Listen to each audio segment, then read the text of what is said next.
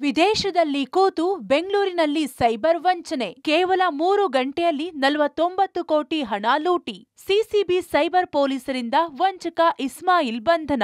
ಹೌದು, ಅದು ಪ್ರತಿಷ್ಠಿತ ಫೈನಾನ್ಸ್ ಕಂಪನಿ. ವ್ಯಾಪಾರ ವ್ಯವಹಾರ ಮಾಡುವ ಜನರಿಗೆ ಲೋನ್ ಕೊಟ್ಟು ವ್ಯವಹಾರ ಮಾಡ್ತಿದ್ರು. ಆದ್ರೆ ಇಂತಹ ಫೈನಾನ್ಸ್ ಕಂಪನಿ ಮೇಲೆ ಸೈಬರ್ ಚೋರರ ಕಣ್ಣು ಬಿದ್ದಿದ್ದು ಅಕೌಂಟ್ ಹ್ಯಾಕ್ ಮಾಡಿ ಕೋಟಿ ಕೋಟಿ ಹಣವನ್ನ ಲೂಟಿ ಮಾಡಲಾಗಿದೆ. ವಿಸ್ಡಮ್ ಫೈನಾನ್ಸ್ ಅಕೌಂಟ್ ಮೇಲೆ ಕಣ್ಣಿಟ್ಟ ಸೈಬರ್ ಕದೀಮರು ಬ್ಯಾಂಕ್ ಖಾತೆ ಹ್ಯಾಕ್ ಮಾಡಿ ಬರೋಬ್ಬರಿ 49 ಕೋಟಿ ಹಣವನ್ನ ಸುಮಾರು 653 ನಕಲಿ ಖಾತೆಗಳಿಗೆ ವರ್ಗಾವಣೆ ಮಾಡಿದ್ದಾರೆ. ಅಂದಹಾಗೆ ಈ ಸೈಬರ್ ಚೋರರು ವಿದೇಶದಲ್ಲಿ ಕುಳಿತು ವಿಪಿಎನ್ ನೆಟ್ವರ್ಕ್ ಬಳಸಿ ಹ್ಯಾಕ್ ಮಾಡಿದ್ರು ಅನ್ನೋದು ಗೊತ್ತಾಗಿದೆ. ಆಗಸ್ಟ್ 7ರಂದು ಫೈನಾನ್ಸ್ ಕಂಪನಿಯ 2 ಖಾತೆಗಳನ್ನ ಹ್ಯಾಕ್ ಮಾಡಿದ್ದು 9ರಂದು ಫೈನಾನ್ಸ್ ಕಂಪನಿ ಮ್ಯಾನೇಜರ್ ಪ್ರಕಾಶ್ ಪೊಲೀಸರಿಗೆ ದೂರು ನೀಡಿದ್ದಾರೆ. ಈ ಬಗ್ಗೆ ತನಿಖೆ ಕೈಗೊಂಡ ಸಿಸಿಬಿ ಸೈಬರ್ ಕ್ರೈಂ ಪೊಲೀಸರು ರಾಜ್ಯ ಹಾಗೂ ಹೈದರಾಬಾದ್ನಲ್ಲಿ ಹುಡುಕಾಟ ನಡೆಸಿ ಬೆಳಗಾವಿ ಮೂಲದ ಇಸ್ಮಾಯಿಲ್ ಅತ್ತರ್ ಹಾಗೂ ಮಹಾರಾಷ್ಟ್ರದ ಸಂಜಯ್ ಪಾಟೀಲ್ ಎಂಬುವರನ್ನ ಬಂಧಿಸಲಾಗಿದೆ.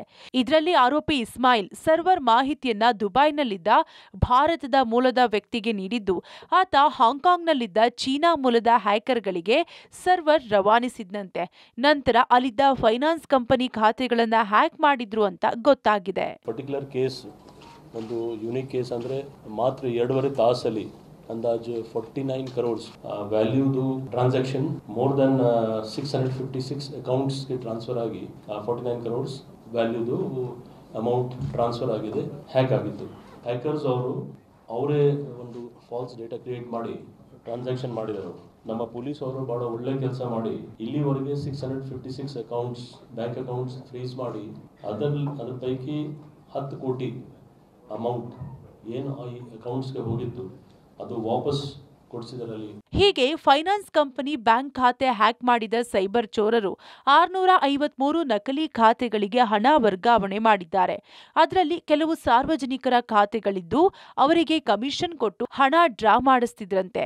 ಹೀಗೆ ಮಹಾರಾಷ್ಟ್ರ ಮೂಲದ ಸಂಜಯ್ ಪಾಟೀಲ್ ಖಾತೆಗೂ ಹಣ ಬಂದಿತ್ತು ಎನ್ನಲಾಗಿದೆ. ಬೆಳಗಾವಿ ಮೂಲದ ಆರೋಪಿ ಇಸ್ಮಾಯಿಲ್ ಅತ್ತರ್ ಮೂಲಕ 5 ವಿಪಿಎನ್ ಬಾಡಿಗೆಗೆ ಖರೀದಿ ಮಾಡಿದ್ದು, ಆ ಮೂಲಕ ಈ ಹ್ಯಾಕಿಂಗ್ ನಡೆದಿರೋದು ಗೊತ್ತಾಗಿದೆ. ನಂತರ ಹಣವನ್ನ ಹವಾಲಾ ಮತ್ತು ಕ್ರಿಪ್ಟೋ ಮೂಲಕ ವಿದೇಶಕ್ಕೆ ರವಾನೆ ಮಾಡಿದ್ರು ಅಂತ ಸಿಸಿಬಿ ತನಿಖೆಯಿಂದ ಬೆಳಕಿಗೆ ಬಂದಿದೆ. ಸದ್ಯ 2 ಆರೋಪಿಗಳನ್ನ ಬಂಧಿಸಿದ ಸಿಸಿಬಿ ಸೈಬರ್ ಕ್ರೈಂ ಪೊಲೀಸರು ಲ್ಯಾಪ್ಟಾಪ್ ಜಪ್ತಿ ಮಾಡಿದ್ದಾರೆ ಹಾಗೂ ವಿದೇಶದಲ್ಲಿರುವ ಉಳಿದ 5 ಪತ್ತೆಗೆ ತನಿಖೆ ಕೈಗೊಂಡಿದ್ದಾರೆ. Muralidhar, crime bureau, public TV.